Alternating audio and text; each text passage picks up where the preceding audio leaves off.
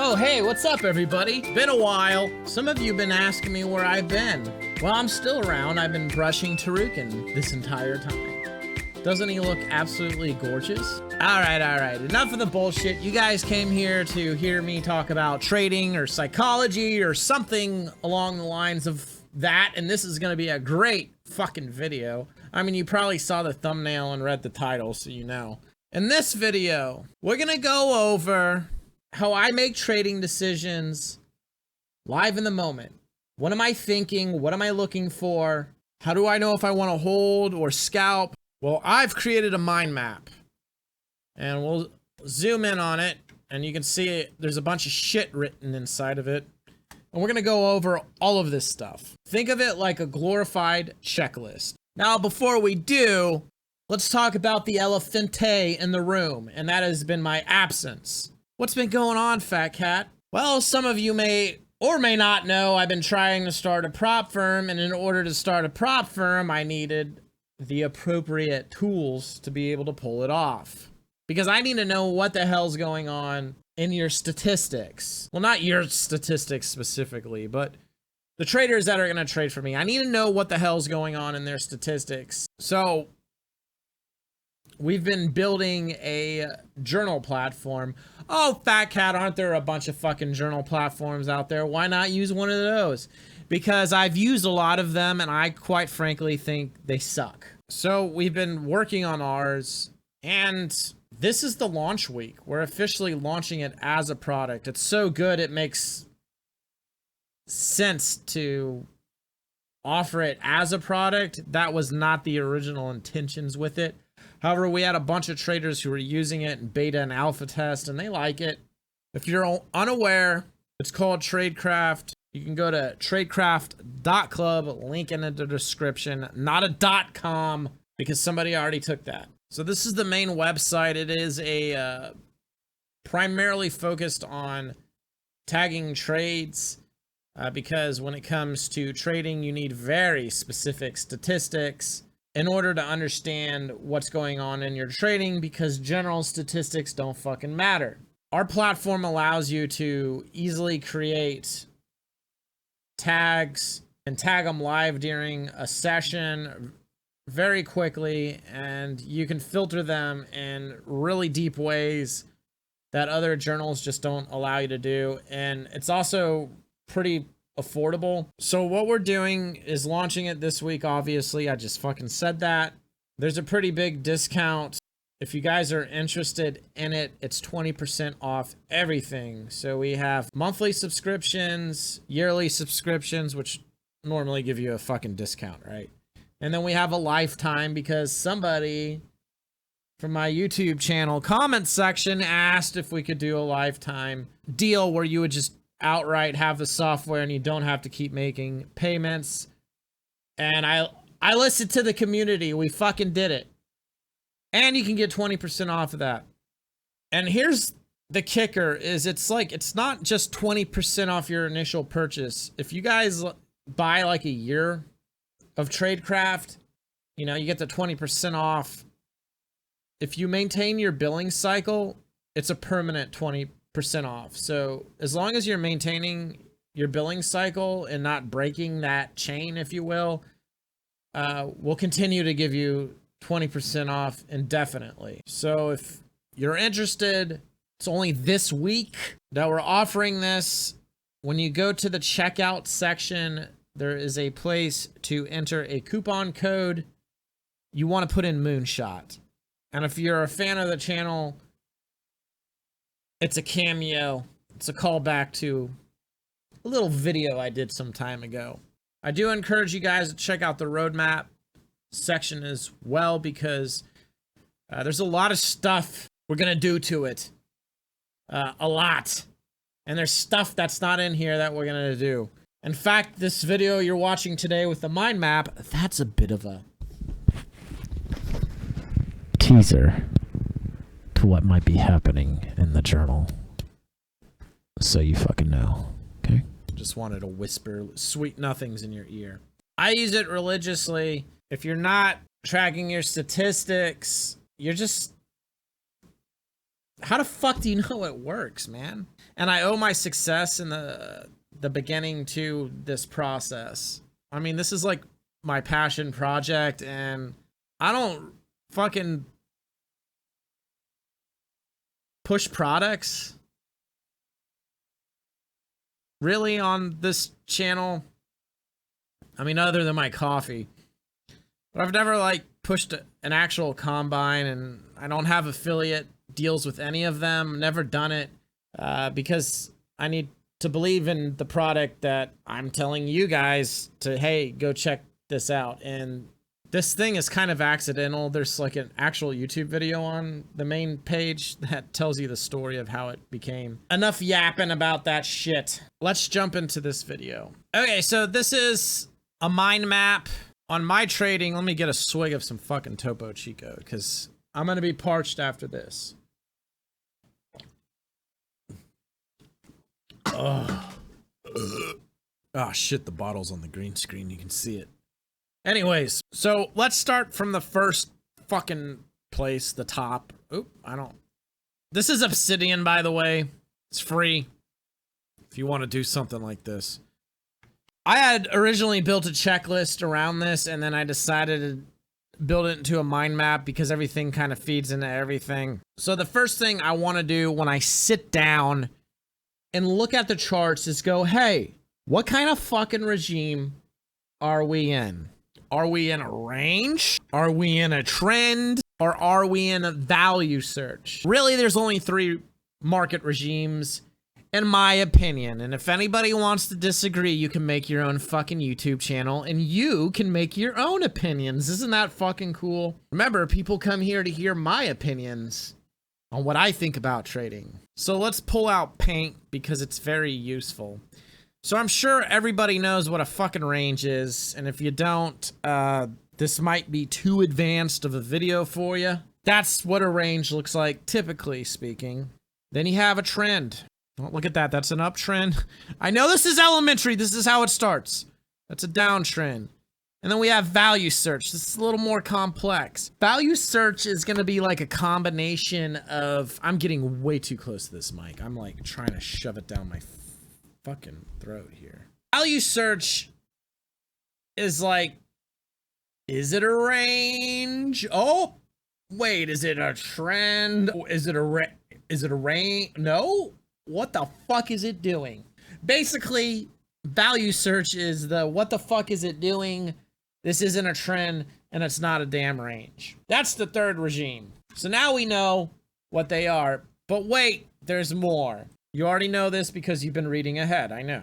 So if we're in a range, is it a tight model look? So does it actually look like a range? Sometimes you're looking at a range and you're like, I think that might be a range. Then it's not a tight model look. It has to have that really rangy look to it, which isn't as common as one would think. Now keep this in mind. This entire mind map checklist thing that tells you what to do, it needs to be used on different time frames. So my highest time frame is a daily chart, typically. Then I go to a 30-minute, 30-second, 10-second, and 3-second. I used to preach it. Well, I do actually use the 3-second a lot. Still, I use it on the auction Vista with Jigsaw. So, are we in a range on any of these time frames? Because we can be in a range on the daily chart, but we're not on a 3-second chart. Because like on a 3 or 10-second chart, it could be like trending. Price action's fractal. So typically, you want multiple time frames to align in order to make sound trading decisions. It works really well that way. So does the range look like a range? Does it look like a good range? If it does, we got clean mean reversion plays, okay? So that means fading the range, which, to be fair, fading a range is not like as easy as you think, because you're essentially trying to like catch a knife sometimes. Sometimes it looks like it's compressing and it's gonna blow out against you. So going down to the smaller time frames to figure that out helps. Now there's other ranges. They're not as model looking. It definitely looks like a range, but man, when you like zoom in on a 30-second chart or a 10-second chart, It's real nasty on the inside. It gets stuck. Well, let me just draw a picture. This is your model range, right? Most of the time, though, it's gonna be like some nasty shit like this. And then before you know it, it's a range, but like, you know, you can get fucked in all these different little areas. So this is not a model look. Now we have two scenarios. Is it tight going loose or is it loose going tight? What does that mean? Assuming you're looking at a small time frame, which I recommend everybody fucking do, because small time frames affect large time frames. All that noise, you should probably learn how to read it. It's 2025, for fuck's sakes. You need to learn how to read the noise, okay? If you're reading some books from the 1950s or listening to outdated bullshit, it's time to change it up, all right? You need to read the noise. Again, this is my channel, my opinions. If you disagree, you go make your own fucking YouTube. So, tight going loose would be like it's real tight here, and then you start to see it expanding. And then you have, obviously, it's really loose, a lot of volatility, and then it starts to tighten up, okay? The market always goes from tight to loose, loose to tight, loose to tight, tight to loose, tight to loose, loose to tight. It's always ebbing and flowing in those two sort of circumstances. Always. Oh, you don't believe me? Then let's take a fucking look at Sierra charts in a specific scenario. I just happened to cherry pick for this specific video. That doesn't work on any other day. Ha! It's a fucking joke. I'm just kidding. I'm gonna pick some random fucking day. Alright, so we're looking at a 10-second chart here. Don't mind all the fucking lines, okay? Right here, look, it's tight. Then it goes loose, and it gets real tight right here. Loose, loose, tight, tight. Tight, tight, tight, tight, tight. Loose, loose, tight, tight, tight, tight. Then it's getting looser, looser, really loose. And if you zoom out, it starts to get looser. So it's always between those two deals. So if it's tight going loose, you want to hold more. If it's loose going tight, you want to scalp more. It just makes sense because if it's getting looser, you can kind of push the trade a little further. If it's going tight, you can't. You're going to get chopped up. So scalping more. And when I say you, I mean me, okay? This is what I do. So after we know what we need to be doing, we need to do a check other pathways. And then we have check price action for better entries. And then we have to do a volatility check. But before we do that shit, let's stay over here.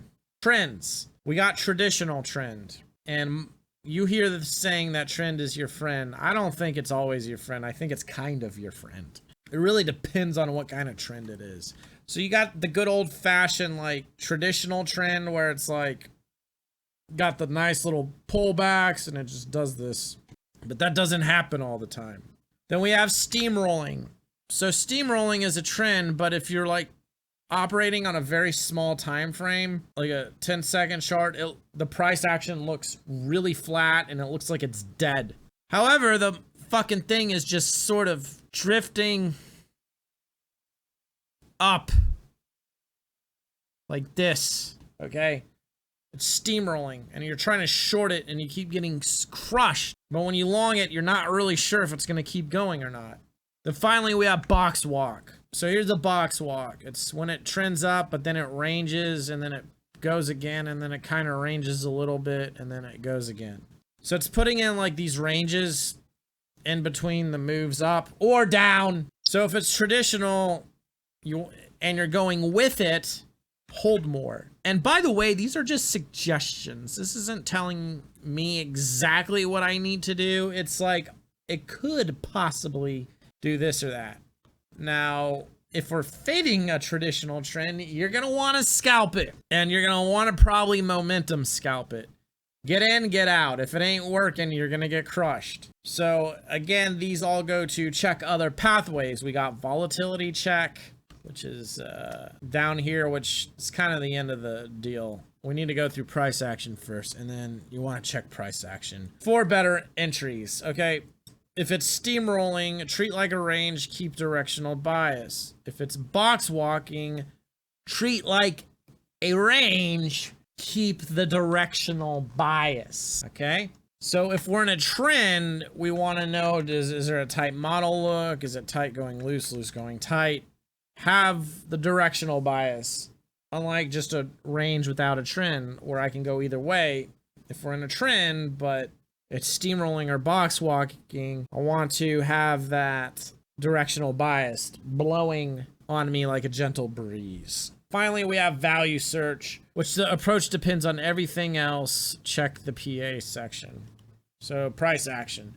Now we can go straight to price action. Okay, and if you follow this little pathway, it goes over here, and then it comes over here, and then you can go up to the reclaim section or down to these other sections. So I do have a video on reclaims. I always suggest it. And like every one of my fucking videos, that is the most suggested fucking video. Go into my description. It's called Reclaims and Slips. That'll explain what that is. Because this video is going to be a long one. I already know it. Ah, fuck it. I'll show you. That's a reclaim. See how it pukes and they take it back? See how it pukes and they take it back? It's any of these like puke moves. That's a reclaim. And if you go to something like I don't know, a daily fucking chart, that's a giant reclaim. There's a big one over there as well. So it's fractal. It's on every time frame. Again, these, are they taking a reclaim and are they taking it on a daily chart? Are they taking it on a 30-minute chart? Are they taking it on a 3-second chart? Gonna have to check every time frame, which I know this is a lot of shit to check. However, what you must understand is this is the way my brain is processing shit. And typically on higher time frames, once you kind of figure out what they're doing, you don't really need to be changing scenarios like you have here. So if they have a reclaim, you don't need to be changing scenarios as much on a higher time frame. Like if they're doing something on a high time frame, since it's such a slow moving time frame, you're not going to have these rapid shifts. Like on a 3-second time frame, dude, it does trend. Like every fucking day, there's like a little micro trend and then there's a micro range. Sometimes it's all value search where it's all fucking wacky looking. But if they're taking reclaims, are they actually taking full reclaims? So when I look at the charts, I want to know, are they actually fully retracing the reclaims? Like when we looked at this 3-second, they fully are retracing this red one. This green one here is getting fully retraced. Not quite fully retracing it here. Come down, puke it. Now they're kind of half retracing. So this is actually a 10-second. So now they're not. So like in this scenario, I would say yes. In this scenario, I would say partial. So we got partials and yes. So depending on what the price action is doing, these things are changing. Like, yeah, they're doing this. Oh, they're taking partials now. No, now they're not, because things change. So if they are taking it, it's a reclaim play. That means, like, if they're doing it on most of the reclaims and they're taking most of them back, then there's a good probability that I can take the reclaim play. Now, obviously, when I get into it, management matters. You don't just take a trade and stick your head in the sand and pray to God that it's gonna fucking work, because you need active management skills, in my opinion, to really keep your equity curve going up. Because if the thing looks like it's gonna fucking fail or something's happening, you better take it off. And typically the best trades work right away in your favor immediately. That is really important these days. So it kind of ends there and it goes nowhere. So if they're taking partials or it's a no, they converge into the same thing. Could be at a range. We could be in a trend or we could be in value search. And if you notice and you follow this pathway up, it goes into this range deal, really. So you want to kind of read the range thing and see what we're doing here. You can follow the trend pathway and it will take you to the trend, and then the value search. It comes down here because it's going to rely on more price action. So here are more price action. So when we come down, we can split off into these other things. Are they slip ranging? Yes or no? Okay, what the fuck is that? There are going to be these areas where, And it's usually on smaller time frames. It does happen slightly larger time framed. It can happen over the course of the entire session. They're basically taking reclaims, essentially. Again, there's a video called Slips and Reclaims, link in the description. But they're going really, really fast through the middle sections, like really fast. So it'll hit the edges, but it'll just blow out the center. So a slip range is a range, but the middle sections are going very quickly, which are leaving these reclaims, which they're immediately retracing. And these are like, these usually, the smaller the time frame, they usually have a cleaner range look, that traditional range look. If it's slip ranging for the entire session, it's gonna be sloppier. The higher the time frame you go up, the sloppier the price action is. So we can probably look at a slip range somewhere around here. Really, if we zoom out in this section, you can see that there is a range up in this region. And see how they're puking it, retracing, puking it, retracing, puking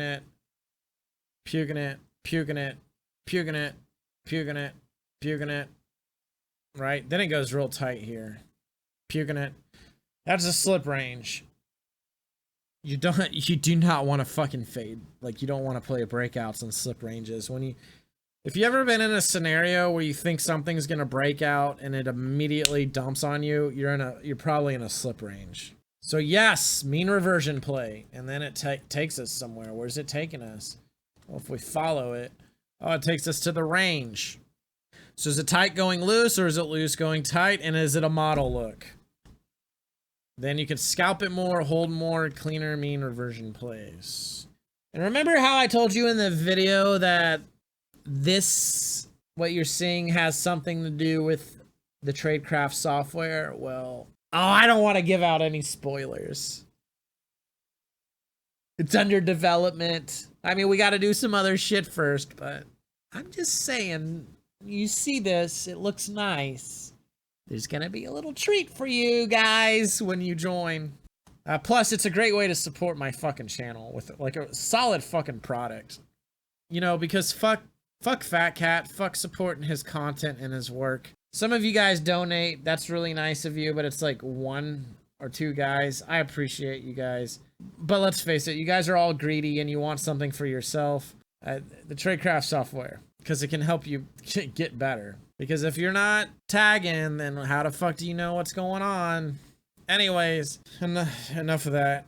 Let's keep going. So if there is no slip ranging, we just can't use it, and it dead ends at that point in time. Are they trying to take liquidity? This is the next spot.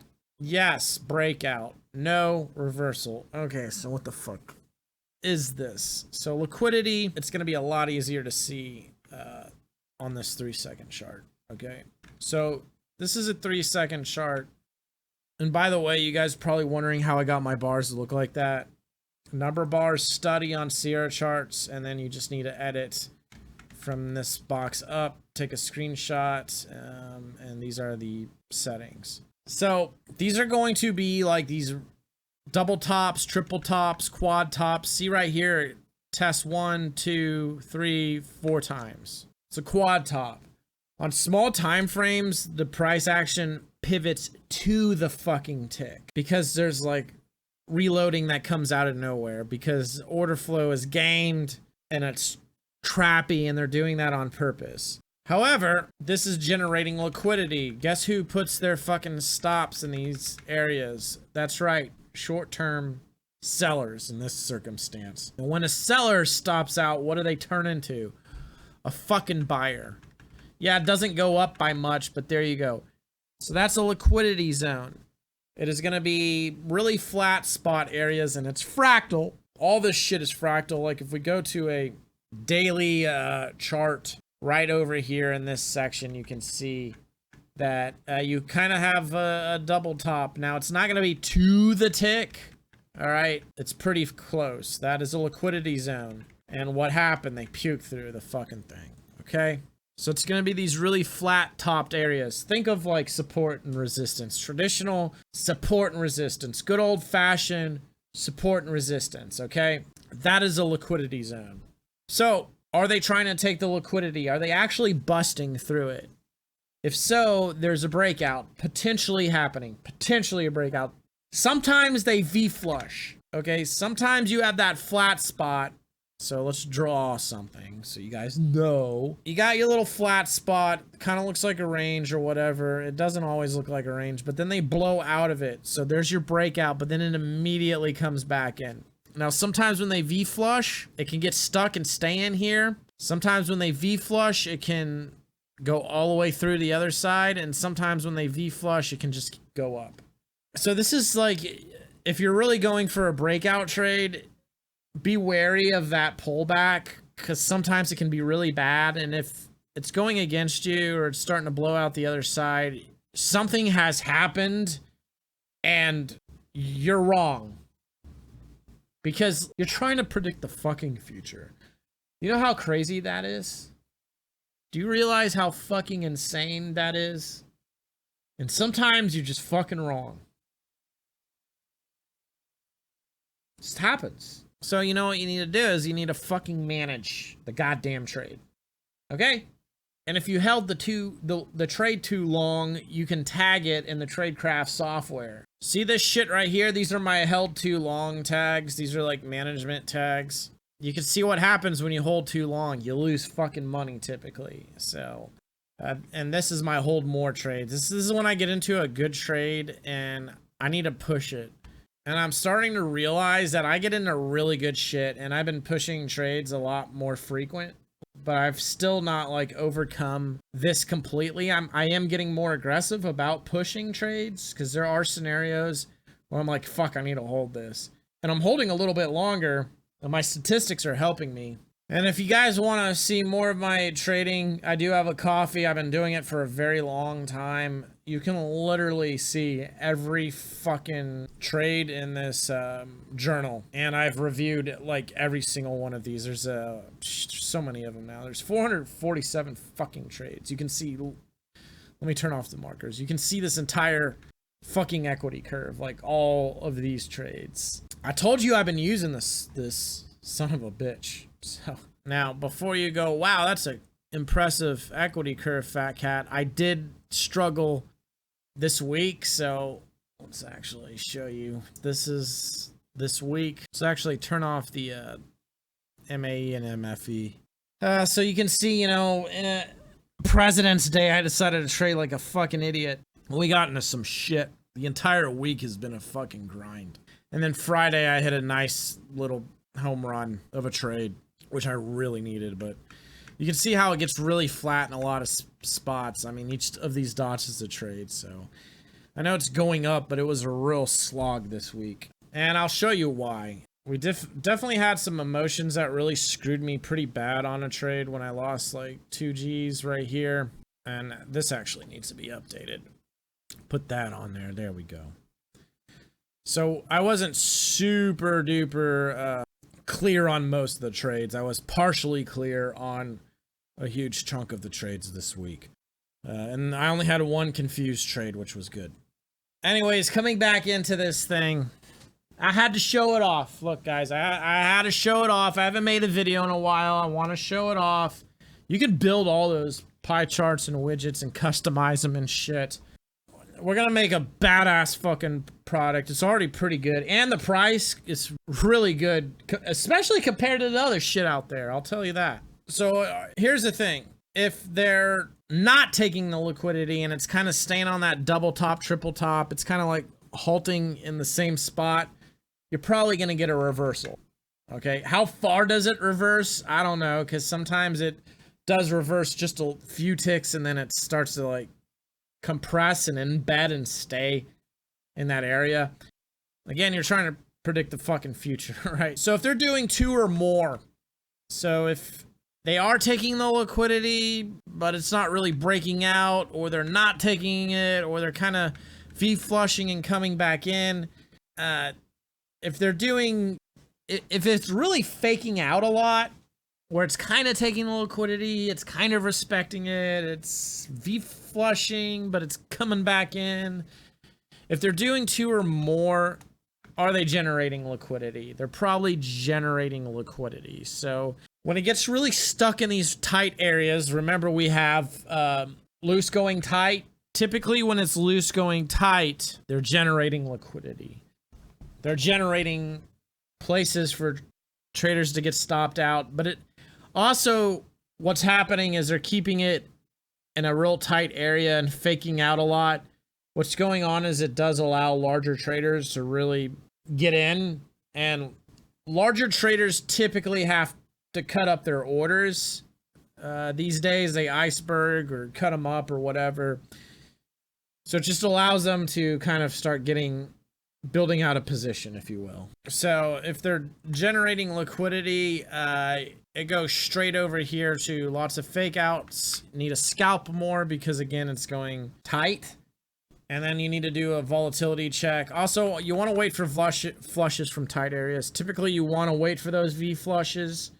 You want to see it start to go from tight to loose, shake out some old hands, get new hands coming in, new players, new traders, and then it may be able to break out of that area. A lot of you guys, and myself, especially when I was a newer trader, and of the last week as well, you get into trouble by just over fighting just this one little tight area within the span of like 10, 15, 20 minutes. And it's just kind of stuck in this tight area. The best thing to do is, yeah, trade it maybe 1-2 times. And if it's not working, then they're probably generating liquidity. And the best thing to do is just let them flush it. Let it start to get loose again. And then you can start to make a decision. And typically when it's really in that liquidity generation mode, which again, it's fractal, it can be on really high time frames as well. But you're going to see it a lot on 3-second time frames. I mean, on these real small time frames, you really see the market regime shift between value search, trends, ranges, liquidity generation. And liquidity generation are these really tight ranges. Like right here, for example. See how it kind of like ain't doing shit, and then it flushes, but then it continues to not do shit. And then it gets loose again, and then it comes in, and then it's starting to get a little bit looser. That's when you can start to potentially make decisions. And then well, you got a really flat spot up here as well to the tick. You know what I'm saying? So like 1, 2, 3, 4, 5 tests up there to the fucking tick. Like ES stops to the fucking tick. That's how manipulated the order flow is. Hey, don't hate the players, hate the game, or learn to play the game. But like in this area, if you're really trying to get into a big trade, you're getting fucking fooled at that point, and it's best to let it just like do something different. Like here, like it pukes, and then it starts to drift out. Then you can start to maybe make a trade. But you have to understand, like, you should never get married ever, because you don't want that person to take half of your shit. Oh, I'm sorry, wrong channel. I have another channel on relationships. Anyways, don't get married to a trade. That's what I meant to say. Don't get married to a fucking trade idea, even a big picture idea, because trying to get into that big picture is often a lot trickier than you think, and you should learn to scalp. I'll tell you this, all my prop traders, because I talk about you should scalp all the time. I have a video of why you should scalp in 2024. It's 2025. I think you should still scalp. All my prop traders that were trying to hold, guess what they do? They scalp now. The guys that are doing well are scalping. They're all scalping, all of them. And there's only 4 of them, which isn't many. Okay, so we're going to have to do a volatility check. So it's going to, when you're in a liquidity generation mode, it's really tight. Gonna want to scalp more. Okay, our compression zone's holding. Now we're gonna go into compression. And by the way, reclaims, slip ranging, and liquidity, these are really the big 3. Compression doesn't happen often. What the fuck is compression? Well, it's been happening on a daily time frame, actually, at the time of this recording. So if we go to a daily chart, right here, you can see this wedge that I drew. This was compressing. We've been in a range since elections, really, on the higher time frame, in my opinion. I mean, fucking October is when it started. So in my opinion, on the daily time frame, we've been in a fucking range. makes sense because of the uncertainty with the presidential elections and all that shit. And it started compressing. Well, that compression is blowing out. A compression is literally a wedge pattern. It's a triangle. It's when they're compressing. And it doesn't always have to be a triangle. On a 3-second chart, it can be, when you hit the edge of a range, it starts to get really tight and embed super tight at the top or bottom of a range. So it's the compression zone. It's holding no reversal. Makes sense if we look at this. Boom, puking. This is how I got into my big trade, which was like $2,900 trade on Friday, which I showed you in the Tradecraft software. I'll just show you again. It's this trade right here. So this big old honker. If we go to the daily journals, we can actually see it here. I was pretty conservative on it. Now, the market kept puking. I really could have held it, but there was a massive pullback that it would have almost came back to me if I would have continued to hold it. And I was having such a rough week that I just wanted to scalp. These were sort of the conditions, very clear on what was going on with my tags. So if the compression is not holding and you're not going to know until after the fact, then it's a reversal. It's going to come out. If the compression zone is holding, there could be a breakout. Sometimes they're good to go for, and then they just fucking fail. Or you try to get in it 2-3 times, and then you should just give up because something else is happening, and they might be generating liquidity. And this actually tells you, are the compression zones holding? Both subpar results. So it kind of breaks out, but then it kind of fails, and it's kind of doing a little bit of both. And these compression zones can turn into ranges. If you're getting subpar results, they're probably generating liquidity. They can't get the breakout to work, and they can't get it to dump in. So traders are posturing to get into the fucking thing. Large traders. They're doing both with hard reversing. It's probably value search. I'll explain that more in a second. If we come up, value search, we come back, full circle back into the price action patterns. So again, right here, value search, back up, and then you come back, and then you got to start looking at these other things because you're going to end up needing to make an adjustment. So what's happening is if they're doing both hard, it's going loose. It's probably starting to get really loose. It's going from tightness to looseness. Like if you get the breakout of that compression zone and then it starts dumping in very rapidly, then clearly the breakout didn't quite work, but they definitely did a big stop run, and now they're coming back in deep. What that's telling you is there's probably a range, and they're going from tight to loose.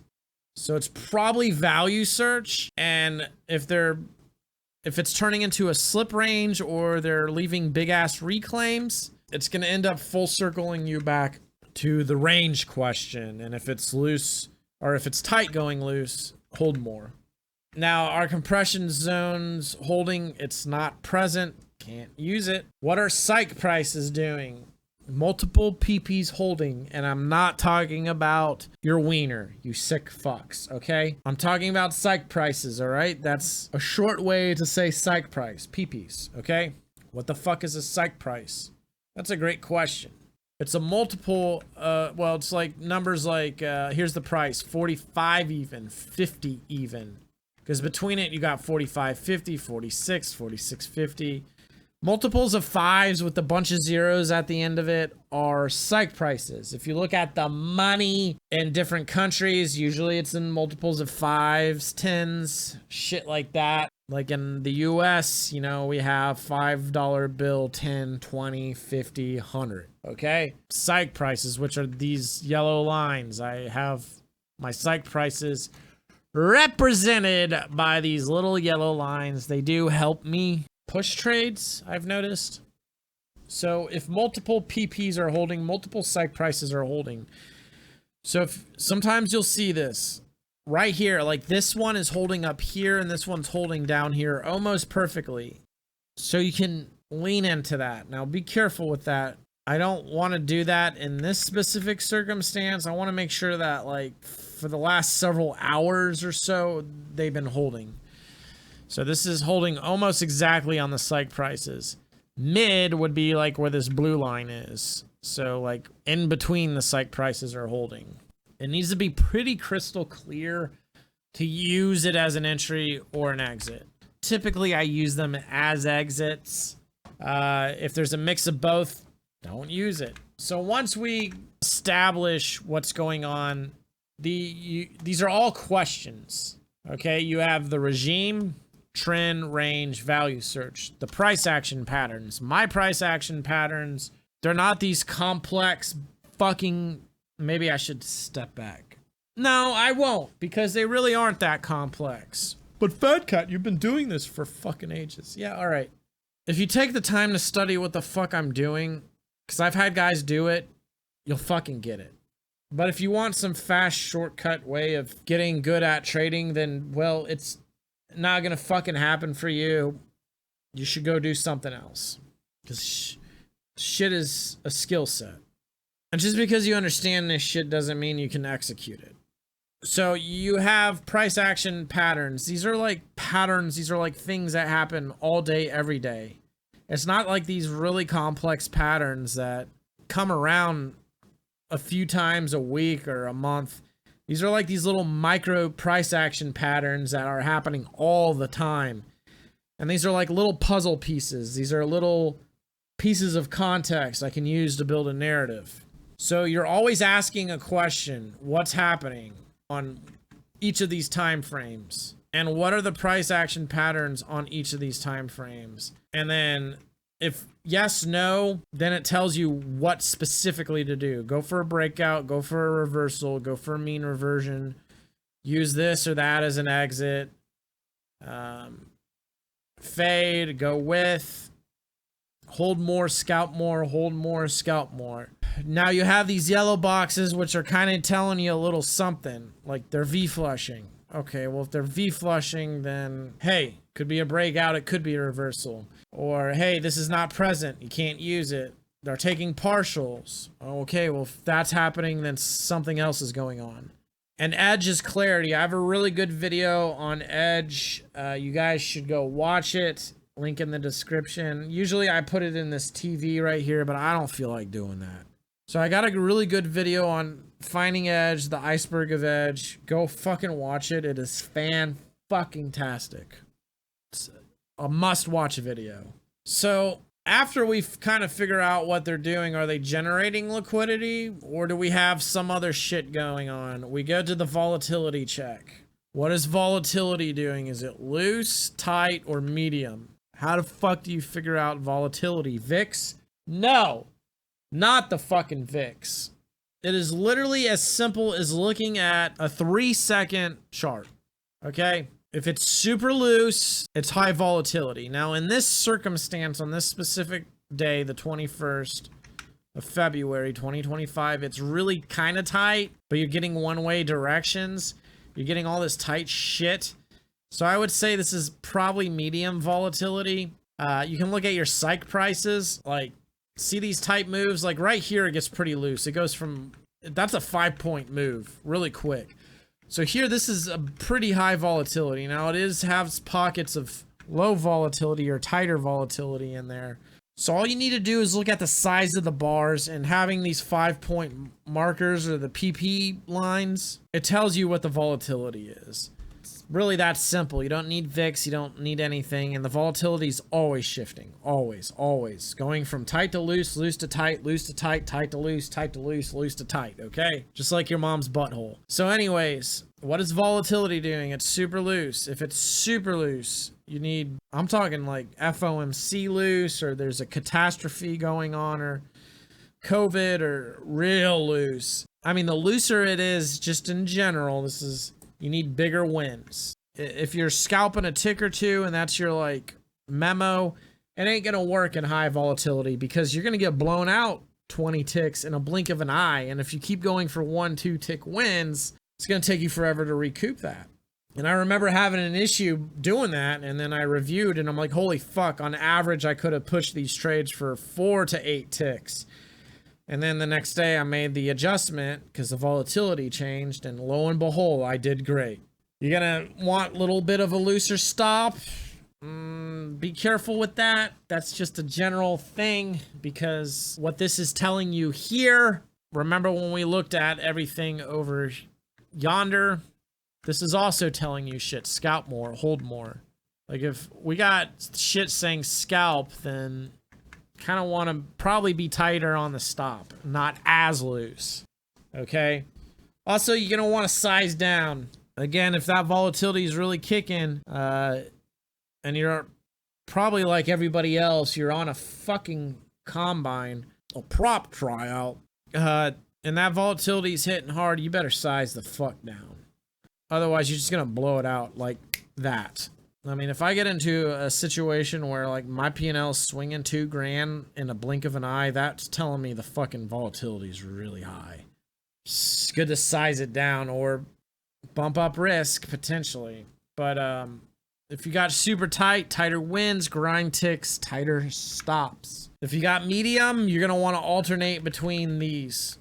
And what I showed you in that chart just a moment ago, it's pretty medium. So depending if it's going loose or back to tight, I want to alternate between super tight, super loose strategies. Then we have order flow observations. Good old fashioned DOM.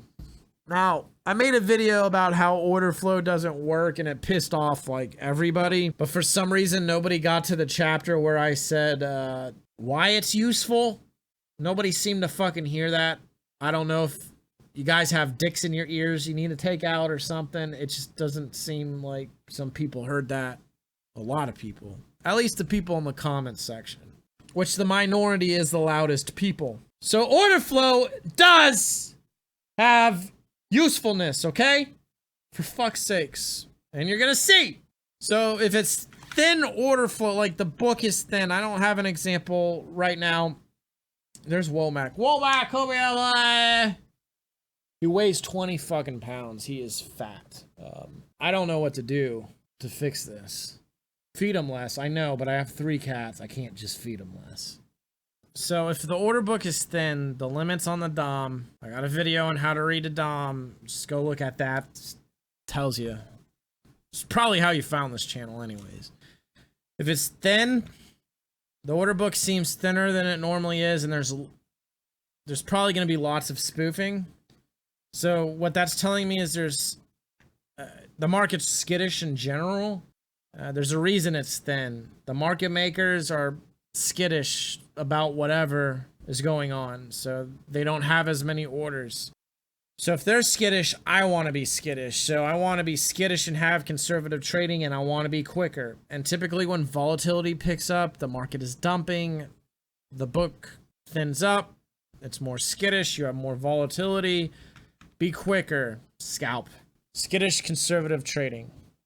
Okay, I don't want to be aggressive. I don't want to be pushing shit. Unless I have a really good read and a lot of things over here are agreeing on a direction. Do we have one-way order flow? So what they'll do is you'll see the bid and the offer, and you'll see the bid get hit, and then the offer takes it, and then nothing trades, and then the offer gets hit, and then the bid goes up, nothing hits. Then the bid gets hit, and then it dumps. So they're just they're tweaking it up and down, but they're not really hitting the other ticks on the other side. They just keep clearing the order in the middle, keep clearing the bid, the offer, the bid, the offer, and it's not moving. That's a trappy environment. It's easier to get fills in that environment. However, depending on what my read is, my pulse check, which you can see here on the right, pulse check. This is the most important thing. Trades need room to breathe, typically, when that's happening. You don't want to get faked out. Now, it really depends on the pulse check. Two-way. This is where the bid and the offer are being hit at the same time. You don't see a lot of that these days, because if that was happening all the time, you could just get one-tick wins really easy all the time, and that game has been dominated at this point, and it just is something that's not really happening as often. It does when there's some good volatility, or there might be a big-ass iceberg, but sometimes you can get a lot of two-way. It just depends. If it's two-way, I can be more aggressive with micro scalping, and it's easier to get in and out, typically. Heavy reloading. So if they're really iceberging the shit out of it, and you won't really know until the spread is there, but if there's a lot of heavy reloading, and I forgot to put thick in here, this does need to be updated. Let's put thick here. Thick. So usually when it's really thick, the limits and all that shit, the bids offers are really thick, more than usual. There's probably going to be heavy reloading. So there could be potential violent pullbacks. There can be aggressive breakthroughs. I want to be typically more conservative. So these gray boxes are sort of general guideline. Now, again, it all depends on what's happening back here. And then most importantly, the pulse check. Okay.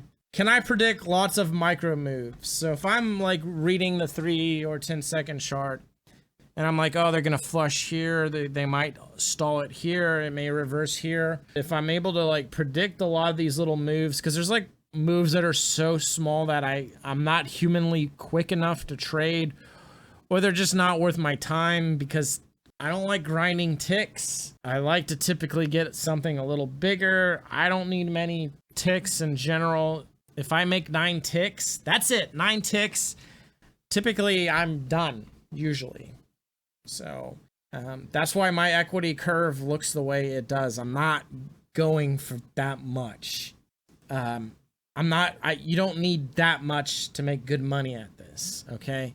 But for some reason, you guys just want to see who has the bigger PP, and you want to brag about how big of a trade you got into. But for me, sometimes I can do that, but most of the time that ain't happening. And most of the time, I'm just scalping, you know, a point here, a point there, and it adds up. It adds up, I'm telling you. So if I can predict a lot of these micro moves, then I should be more aggressive and lean into pushes more often. That means I'm like in sync with the market. I'm hitting the sweet spot. I have a video on sweet spots, link in the description. There's sweet spot 1 and 2. They're a bit of an older video, but they're still a good one.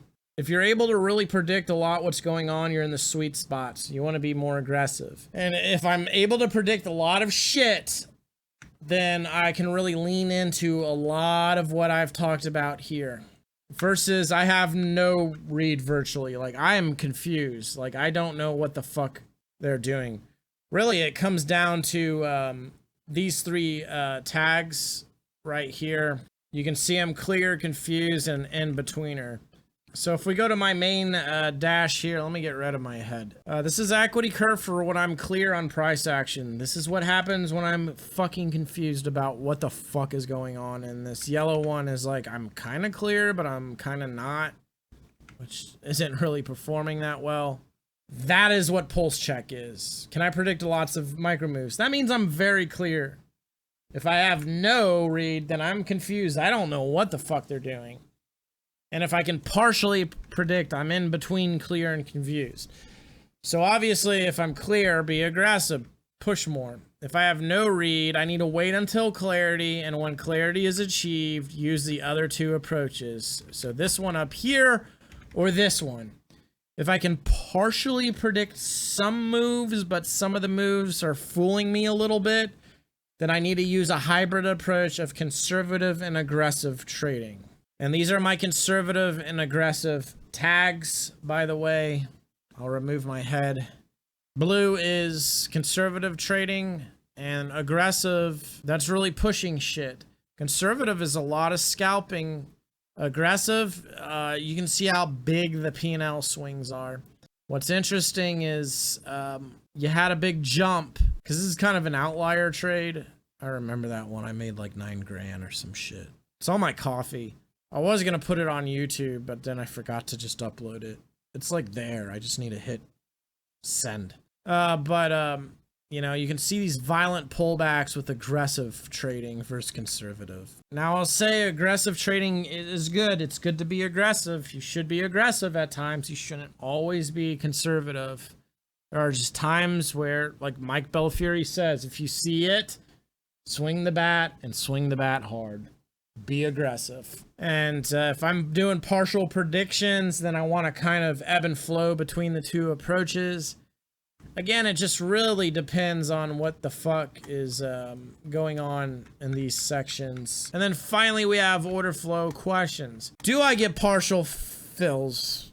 Because sometimes that happens where the whole thing don't get filled. If that's the case, cancel the remainder. Flat when a trade is done, don't get filled on the pullback. Typically, I don't want to get... Like, if I get a partial fill, I want to just say, fuck it. This is the trade. This is what I have. And just use whatever contracts I got. Because I don't scale in. Well, I do have a, like an order slicer that kind of rapidly cuts the order to get it in, but I'm not actively scaling in. It feeds it in right around the tick that I'm trying to get into. But if the trade goes, I don't want the remainder to get filled, so I just treat it as a standalone trade. And then I don't want to be like, oh, I didn't get all the size in. I don't want to wait for that pullback, because typically when that pullback comes, it might, depending on the scenario, could be bad, because it could just blow right through me. Do I slip entries? Sometimes you get in and then for whatever reason the limits they weren't all there, because usually I try to limit in, but sometimes like the market is tweaking and then I don't catch it quick enough, and when I'm trying to get in on the bid and it tweaks down and it's like an offer and I don't see that, because a lot of stuff you're seeing on the DOM isn't what's happening, because like my DOM refresh is 20 times a second. You got to realize that fucking thing is changing a lot more than 20 times a second due to the nature of high frequency orders coming in. So sometimes like it just tweaks down and then the order goes in as a market order and there wasn't enough limits, so the order slips. If that happens, manage accordingly to intention, aggressive or conservative. It's okay to have the trade slip if I'm not going for something super tight. If it slips and I was only aiming for like a few ticks, that's bad. If I'm trying to get like 12 or so, then it's not that big of a deal. So is it taking a long time to get filled? Well, then is volatility bad, or are we in liquidity generation mode? So you do volatility check, and then you got to loop all the way around, and then you want to ask yourself this again: is it super tight? So you want to be wary. Or are we in liquidity generation mode, which it kicks all the way back around? And if that's the case, lots of fake outs, scalp, wait for flushes from tight areas. Okay. And then our small lot traders moving price action. Typically the market is thinner, which would be thin, lots of spoofing. Typically that's that scenario. So if small lot traders are moving price action, limits are potentially weak. There's more slip ranging going on. Take shimmy back entries. And if you follow this, it goes all the way around and then it comes up to, are they slip ranging? We can mean revert. A shimmy back entry is literally kind of like getting into a reclaim. So if we're looking at the price action, like let's zoom in on this part. See how it kind of pukes up here? I want to wait for the pullback, then get long if I think it's a long, instead of getting it up here. Then like it pukes up right here, I want to wait for a little bit of a pullback. For some of my prop traders, this technique of entry works really well. It does. I'm really getting kind of shitty with it, but I do go for bigger-ish trades. I kind of push trades a little more these days. Not big trades. They're kind of like a hybrid of a scalp and a hold. They're called point-to-points, but my prop traders that use this, they're typically getting a lot of free ticks. It's a great technique. I needed to personally drill it. I'm a bit sloppy with it. So that's telling you what to do. A lot of our big lot traders moving price action. Lots of reloading, easier fills, wide range of movements can happen. Check volatility to make decisions. Volatility check. So this is it. This video is really long. I'd like to look at a chart and run through a scenario where we kind of go through each of these checks and build context for you. However, we're not going to do it in this video. So with that being said, glad to be back, guys. I hope you enjoyed that. I hope that helps. That was derived from like a straight up checklist, and I hope that seeing it in that mind map sort of way helps you understand how cool mind maps are. And depending on when you are watching this, check out Tradecraft, because you can get permanent 20% off of it if you decide to use it in the future. You do get a free week trial when you sign up, and if you maintain that billing cycle, man, it's 20% off for the life of the billing cycle. And it's a pretty good deal, and it's very, very, very competitive compared to other journals, and you just can go a lot deeper. I have tutorials on the website. I don't cuss in them. I think I said shit once. I just left it, but I don't cuss in them. It's more professional talking. You know, it's kind of like when I go to grandma's house, got to clean it up. But when we're on this channel, I'm going to be a degenerate, because people who are getting into it don't watch my channel, don't care. So we need to clean it up. And do have another channel. It's the Tradecraft channel. All the tutorials are there, as well as the website. And I'll be doing blogs and doing write-ups, giving out tag ideas, because the website is going to be a resource, not just a place to host this software. And again, we're going to be doing some cool shit, and what you saw in this video is a little teaser of what's to come in the Tradecraft software, and no, you're probably not going to guess what it is. And until then, I will see you in the next one.